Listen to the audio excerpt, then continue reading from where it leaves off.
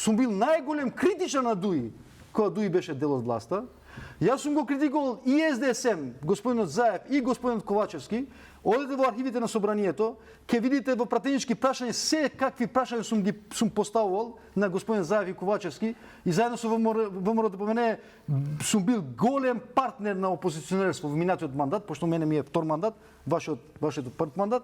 И сега се разбира, кога отидовме во опозиција, се разбира дека ќе критикувам оваа власт. Ја ги искажав причините зашто ние решиме да действуваме опозиционо. Тоа е политичко действување. Дали може да направиме грешки? Може да имаме грешки, се разбира.